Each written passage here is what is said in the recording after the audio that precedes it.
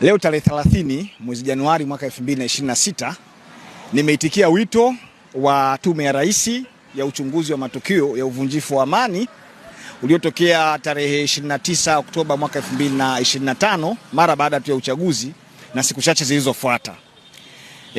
Mazungumzo yangu na tume yamefanyika Benki Kuu ya Tanzania Dar es Salaam kwenye ukumbi wa Tanganyika na yaliongozwa na mwenyekiti wa tume Mheshimiwa Jaji Mkuu Mstaafu Mohamed Osman Chande pamoja na wajumbe wote wa tume hiyo, na wamenipa nafasi ya kutoa maoni yangu, nini nafahamu kuhusiana na matukio yale, lakini na maoni yangu ya kwamba tunawezaje kutoka hapa kama taifa na kuweza kuenda mbele zaidi kwa hatua za kimaendeleo.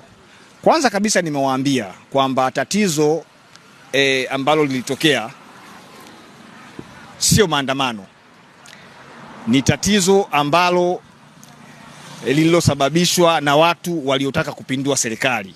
Na bahati nzuri wale wote waliofanya jaribio lile la mapinduzi ambao ni wahaini walikamatwa, wakafikishwa mahakamani kwa majina yao, wakashtakiwa kwa uhaini.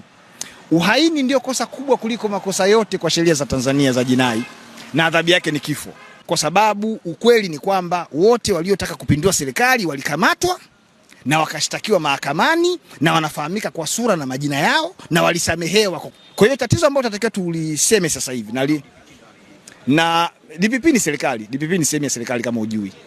Kwa sababu hii nchi ina mihimili mitatu: serikali, bunge na mahakama. Kwa hiyo taasisi nyingine zote zina fall kwenye serikali. Sasa nimeiambia tume, kwanza serikali inabidi iombe radhi watu ambao waliuliwa na miili yao bado haijakabidhiwa kwa ndugu zao au familia zao, wakabidhiwe na waweze kuzikwa kwa heshima za kibinadamu.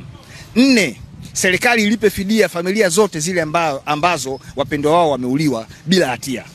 Lakini 5, tufanye mabadiliko ya msingi kabisa kwenye katiba ya Tanzania, lakini pia na sheria, ili kuweza kuimarisha utawala wa nchi yetu. Vinginevyo matukio haya yaliyotokea yanaweza yakajirudia tena kama hatua stahiki haziwezi kuchukuliwa.